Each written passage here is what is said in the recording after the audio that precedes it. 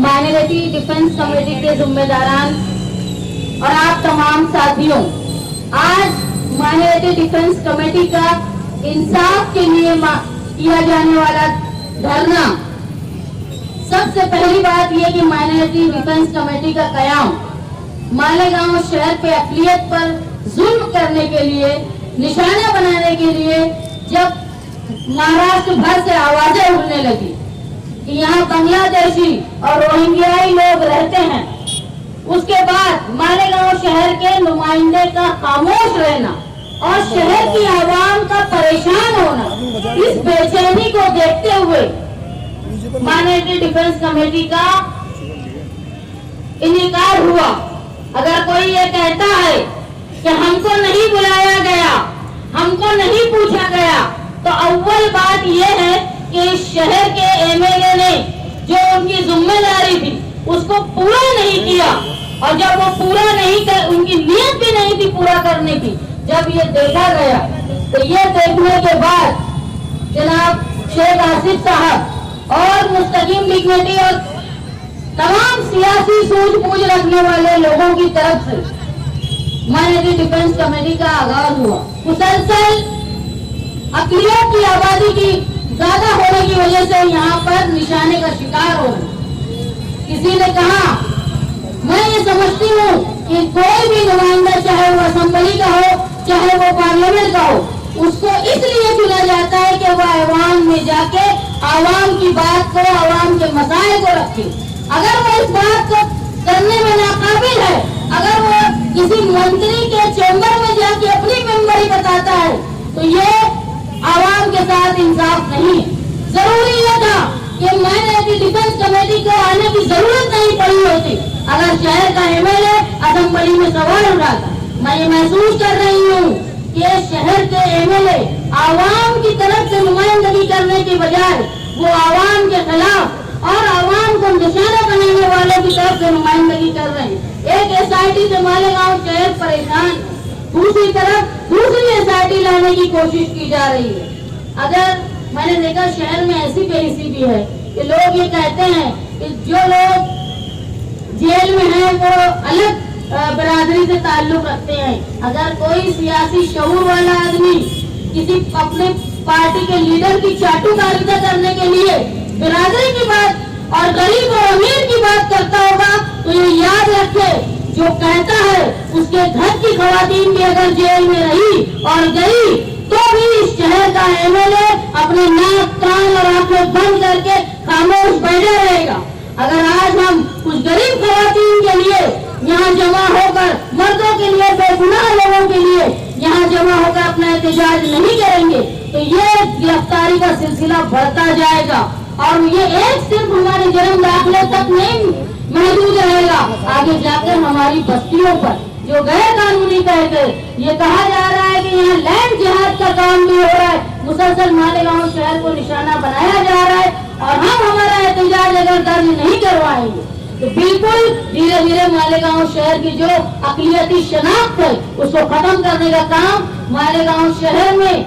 जो मीर जाफर जैसे लोग हैं वो और शरपसंद लोग मिलकर मालेगांव शहर को निशाना बनाएंगे। हम भले ही ऐवान में जाकर अपनी बातों को नहीं रख सकते, लेकिन हम जमहूरी तर्ज से एहतजाज करके ये बताना चाहते हैं कि मालेगांव शहर पर जो जुल्म हो रहा है हम उसकी मुखालफत करते हैं। अगर कोई ये समझता होगा कि धरने, जुलूस, एहतजाज से कुछ नहीं होता, तो मैंने पिछली मर्तबा भी कहा कि सबसे बड़ी अगर कोई बात है तो एनआरसी के जुलूस और एहतजाज का ये असर हुआ कि हिंदुस्तान में जितना बड़ा एहतजाज एनआरसी के ताल्लुक से किया गया बेखुसूस खवातीन की तरफ से, तो आज तक वो कानून हम पर नाफिज नहीं हुआ। अगर हम खामोश रहेंगे, गिरफ्तारियों पर चुप रहेंगे, यहाँ 2 बच्चे बैठे हुए हैं जिनकी माँ जेल में है, इनकी क्या हालत होगी ये जानते हैं। अगर कोई ये समझता होगा कि फला की औरत, फला की बहन, फला की माँ जेल में है और हम महफूज हैं, तो ये समझ लो कि ये मामला यहीं रुकने वाला नहीं है।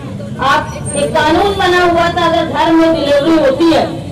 तो 21 दिन के अंदर उसको अपने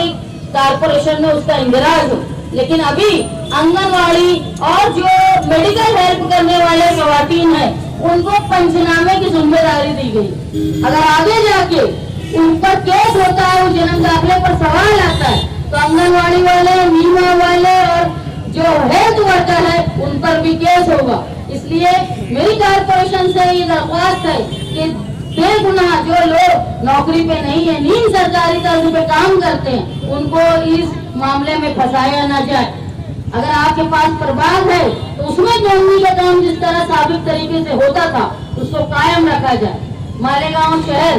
एक एसआईटी से परेशान है, अगर ये रोका नहीं गया तो धीरे धीरे और अंजाम खराब होगा। हमारी माइनॉरिटी डिफेंस कमेटी के दरवाजे सबके लिए खुले हैं, बस नियत साफ होनी चाहिए। सियासी फायदे को किनारे रखकर आवामी, मिली और अकलियत के फायदे के लिए जुल्म जिन पर होता है उसके खिलाफ अगर आप आवाज उठाने के लिए आएंगे तो हमने किसी खास आदमी को आने के लिए रोका नहीं है, बल्कि उनके नाकारा होने की वजह से ये कमेटी का निफाज हुआ। अगर कोई बहुत इच्छुक है कि वो आना चाहता है तो किसी को रोक नहीं है। शहरी मुफाद के लिए हर कोई यहाँ शामिल हो सकता है, अपनी पार्टी के मुफाद को बालाए ताक रखते हुए। मेरी मालेगांव शहर की आवाम से दरख्वास्त है कि आप सच्चाई को समझे। जिनकी जिम्मेदारी थी वो ख्वाब खरगोश में है, वो कहीं न कहीं मुखालिफिन की और जो हमको निशाना बनाते हैं उनकी दलाली कर रहे हैं। ऐसे लोगों को जो हमारे खिलाफ हमारे साथ रहकर साजिश करते हैं उनको पहचानो और हम अपने जमहूरी तर्ज पर इनकलाब कहते हुए हमारा जो एहतजाज है उसको दर्ज करवाते रहें। अगर आज हमारा अलामती तौर पे खवातीन व मर्द का धरना है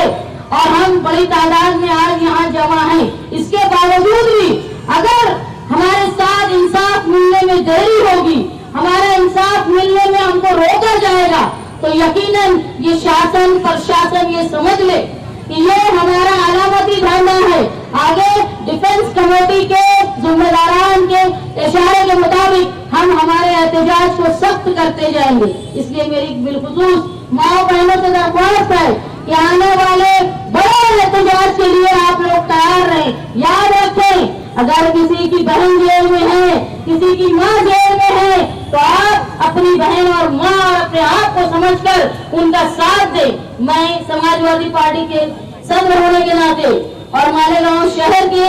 एक सूझबूझ, और मैं मानती हूँ कि अगर कोई ये एसआईटी के खिलाफ नहीं बोलता है तो उसको मिली और कौमी दर्द नहीं, वो अपने आप को बचा रहा है या अपने आप को बेच रहा है फिरका परस्तों के हवाले किए। मैं अपनी जाती और सियासी जिम्मेदारी समझ के मालेगांव शहर पे होने वाले हर जुल्म के खिलाफ आप लोगों का साथ दूंगी। मेरी पार्टी के साथ आप लोगों ने बोलने का मौका दिया, मैं आपकी शुक्रगुजार हूँ।